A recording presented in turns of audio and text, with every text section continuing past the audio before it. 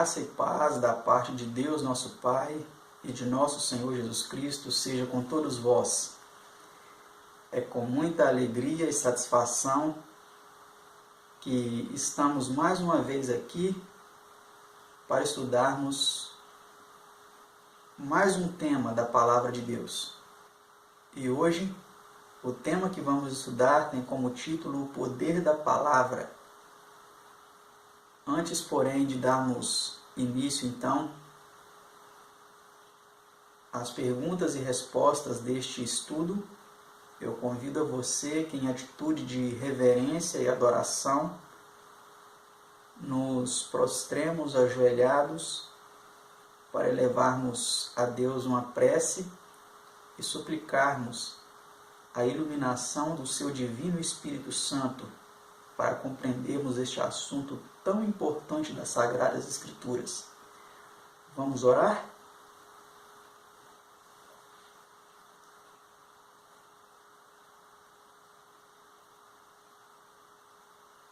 Pai Santo, Pai Eterno, Soberano do Universo, louvado e engrandecido seja o Teu nome, Senhor. Nós estamos aqui mais uma vez para Te adorar em espírito e em verdade. Estamos aqui também para estudar a Tua Palavra. E suplicamos, Senhor, a Tua bênção para o nosso estudo.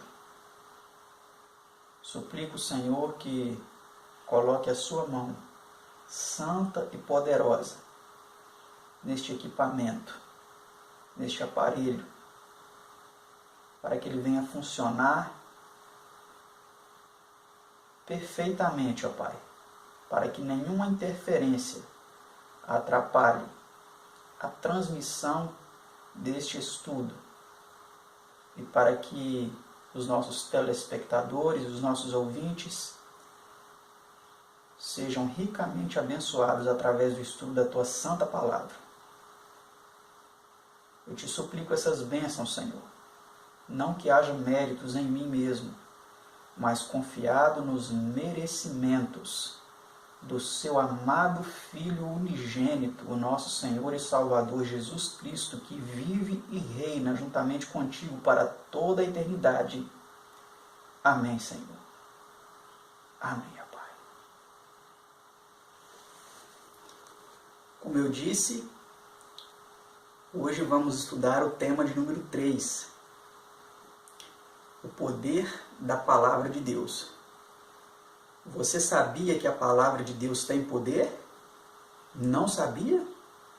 Então continue aí, acompanhando o nosso estudo, para que você compreenda este importante assunto das Sagradas Escrituras. Se você já sabe disso, se você já sabe que a Palavra de Deus tem poder, eu quero te pedir uma coisa.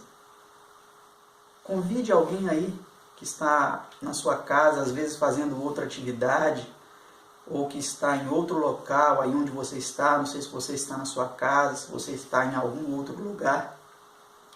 Convide alguém para assistir com você, para ouvir com você este assunto, esse tema, esse estudo tão importante das Sagradas Escrituras.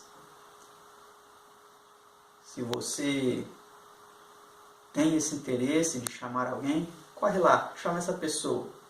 Hoje nós vamos estudar um tema muito importante. Ele é composto por 25 perguntas e respostas e vale muito a pena você acompanhar conosco.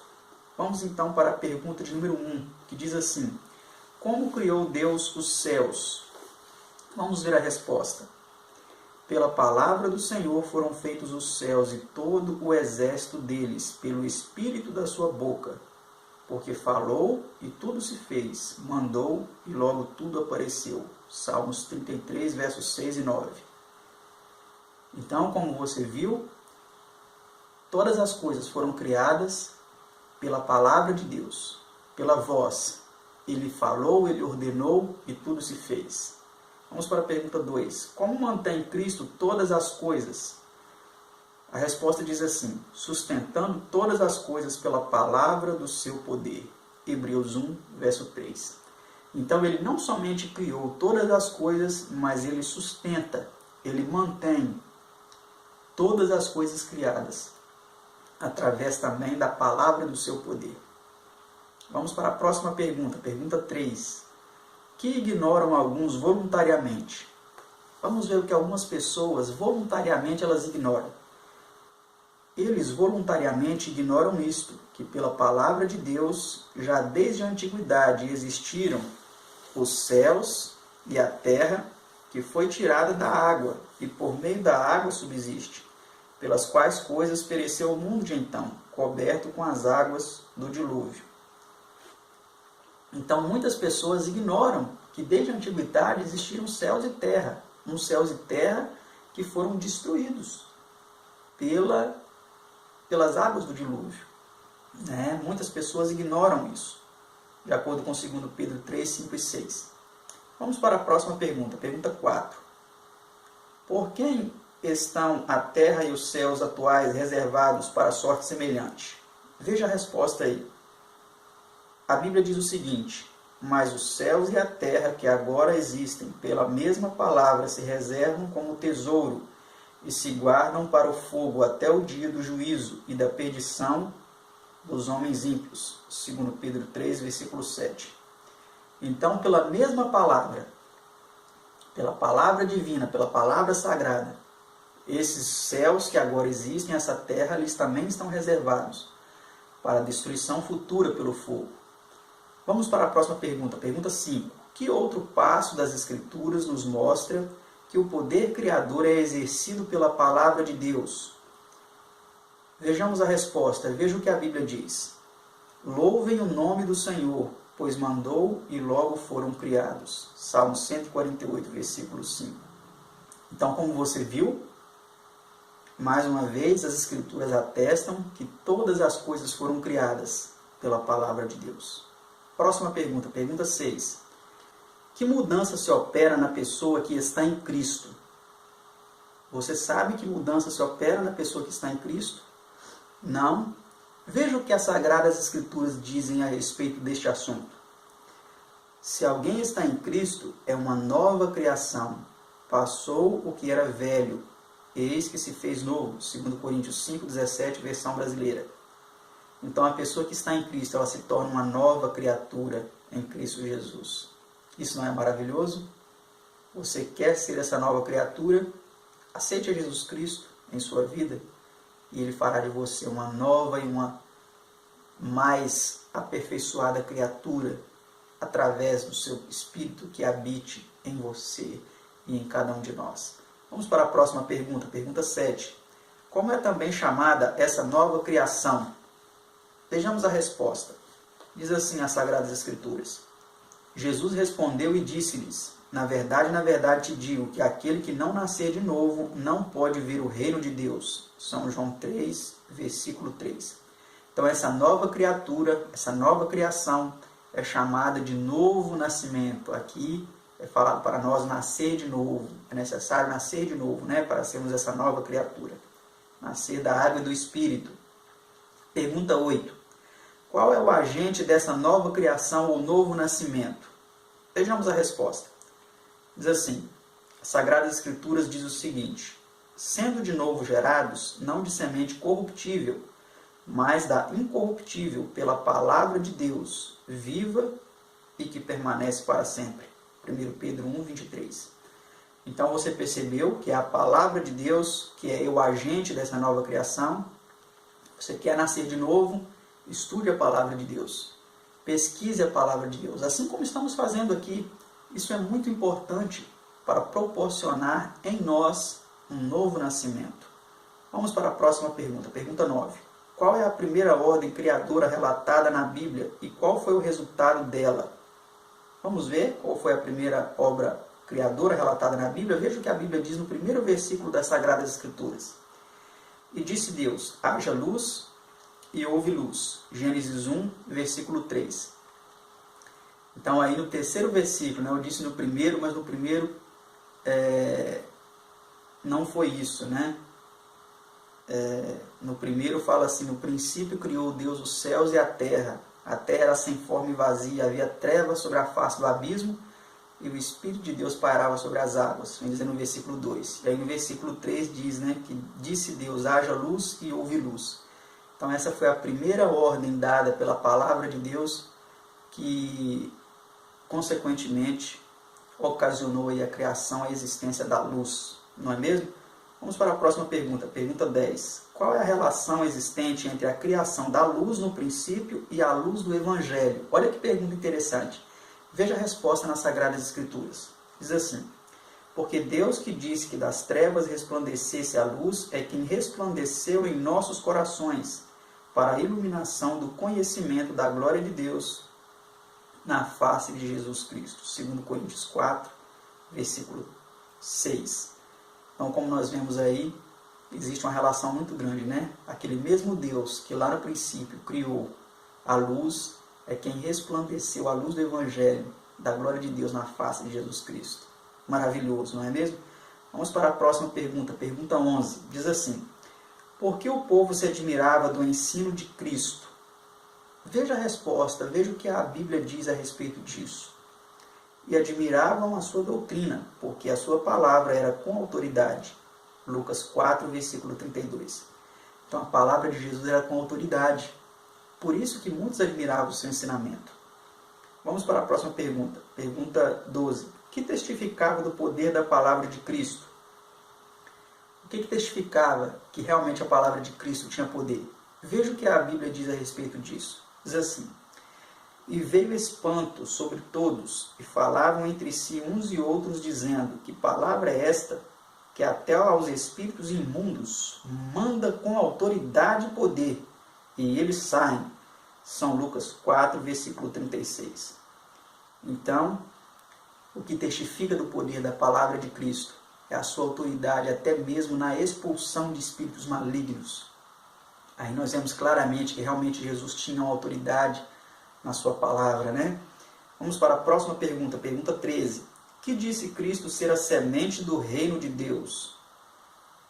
Vamos ver na Bíblia qual é a semente do reino de Deus. Veja a resposta aí.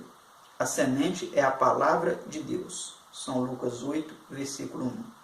Então a palavra de Deus ela é como uma semente que ao ser semeada nos corações ocasionam vários tipos de resposta. Umas germinam, outras não. Umas caem em solo pedregoso, como na parábola, né? Outras caem entre os espinhos. Mas a palavra de Cristo ela é comparada à semente, né? Vamos para a próxima pergunta, pergunta 14. Onde deve habitar a palavra de Cristo? Onde que a palavra de Cristo deve habitar? Você sabe? Não sabe? Então nós vamos saber agora. Veja o que a Bíblia diz. A resposta diz o seguinte, a palavra de Cristo habite em vós abundantemente em toda a sabedoria. Colossenses 3, versículo 16. Então a palavra de Cristo ela deve habitar em nós, dentro de cada um de nós, né? Para que ela proporcione a nós sabedoria, para que ela proporcione a nós entendimento, compreensão e nos transforme em uma nova criatura, né? Vamos para a próxima pergunta, pergunta 15. Que disse Cristo aos judeus incrédulos quanto à palavra de Deus? Vamos ver o que Jesus disse àqueles judeus incrédulos com relação à palavra de Deus. Veja a resposta aí a essa pergunta, pergunta 15. A resposta diz assim, e a sua palavra não permanece em vós, porque naquele que ele enviou não credes vós. São João 5,38. Então Jesus disse que a palavra de Deus não permanecia naqueles judeus incrédulos. Por quê? Porque eles não acreditavam em Jesus que tinha sido enviado por ele. Essa é a resposta. E se você também não acredita, você fala que tudo isso não é fruto de imaginação, de pensamentos de pessoas lunáticas, ou se você conhece alguém que está nessa situação, é uma situação realmente muito triste. A palavra de Deus não permanece nessas pessoas. Como diz o ditado, elas entram no ouvido e saem no outro. Elas não acham morada, guarida no coração. E isso é muito triste, né? Isso não proporciona nenhum fruto agradável, mas pelo contrário, né? Proporciona revolta, proporciona frutos de tristeza na vida daqueles que recusam essa mensagem. Vamos para a próxima pergunta, pergunta 16. Como opera no crente a palavra de Deus? Vamos ver como, aqui nós vimos antes, como ela opera nos incrédulos, como ela operou nos judeus incrédulos e opera também em outros incrédulos de nossos tempos. Vamos agora ver como ela opera no crente. Veja a resposta aí, o que diz as Sagradas Escrituras. Por isso também demos sem cessar graças a Deus, porquanto recebendo vós de nós outros a palavra da pregação, palavra de Deus, a agasalhastes, não como palavra de homens, mas como em verdade o é, como palavra de Deus, a qual também eficazmente obra em vós outros que credes. 1 Tessalonicenses 2,13, versão trinitária. Então, amados, se vocês estão recebendo essa palavra, podem ter a exata consciência de que não é palavra do Roberto, não é palavra de homens aqui, mas é palavra de Deus que vocês estão recebendo. E se vocês aceitarem assim, essa palavra vai operar eficazmente em vocês, né? Próxima pergunta, pergunta 17. Que natureza é concedida mediante as promessas de Deus? Veja a resposta nas Escrituras. Pelas quais Ele nos tem dado grandíssimas e preciosas promessas, para que por elas fiqueis participantes da natureza divina, havendo escapado da corrupção que pela concupiscência há no mundo. 2 Pedro 1, versículo 4. Então, olha só, através do recebimento da palavra de Deus, aqueles que a recebem começam então a ser participantes da natureza divina, começam a abominar aquelas coisas inerentes à natureza humana e começa a admirar as coisas que Deus admira. Isso é fantástico. Isso é um conhecimento, é uma ciência que ninguém no mundo é capaz de proporcionar senão a palavra de Deus. Vamos seguir adiante. Vamos para a próxima pergunta, pergunta 18. Por que meio são purificados os crentes? Veja a resposta. Mas vós já estáis limpos pela palavra que vos tenho falado. São João 15, versículo 3. Então, a purificação ela vem através da palavra. Quando você começa a olhar na palavra as orientações a respeito de tudo aquilo que é impuro e você quer se adequar à pureza mencionada nas Escrituras, você começa a ser purificado pelo próprio Espírito de Deus também, que começa a atuar em sua vida, em nossas vidas. Isso é maravilhoso, não é mesmo? Vamos para a próxima pergunta, pergunta 19. Como pode um jovem tornar pura sua vida? Vivemos em um mundo onde a juventude está à mercê de vários ataques do maligno, de várias tentações preparadas para cada tipo de jovens, para cada gosto diferenciado. Como é possível os jovens purificarem a sua vida? Vamos ver o que diz as Sagradas Escrituras. Como purificará o mancebo o seu caminho? Observando-o conforme a tua palavra. Salmo 119, versículo 9. Olha que maravilha, olha que bênção. Então nós vemos aqui que a forma de dos jovens se purificarem hoje é através das Sagradas Escrituras. Vamos para a próxima pergunta. Pergunta 20. Como curou Deus o seu povo antigamente? Veja que meio Deus usou para curar seu povo antigamente. A resposta diz assim: enviou a sua palavra e os sarou, e os livrou da sua destruição. Salmo 107, versículo 20. Então, através da sua palavra, Deus curou, né? E continua curando nos dias de hoje.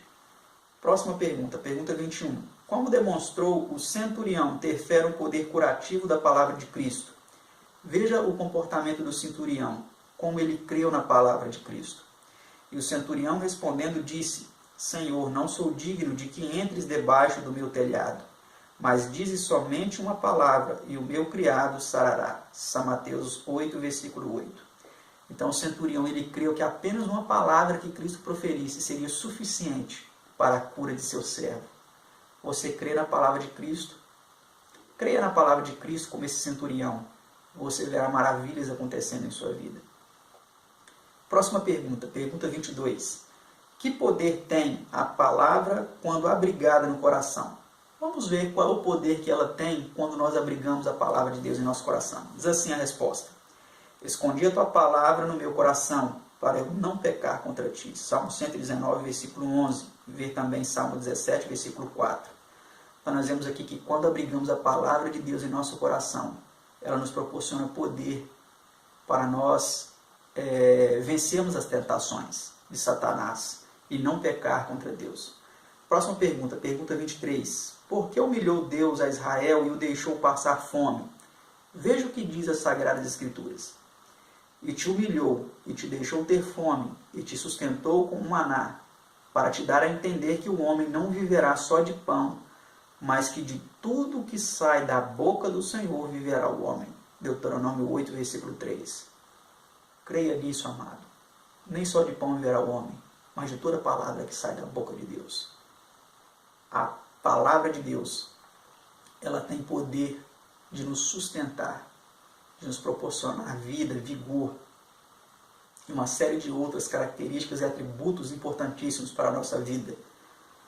Vamos para a próxima pergunta. Pergunta 24. Diz assim, a penúltima pergunta. O que é requerido além do mero ouvir a palavra? Será que é suficiente apenas ouvir? Talvez você está aí ouvindo.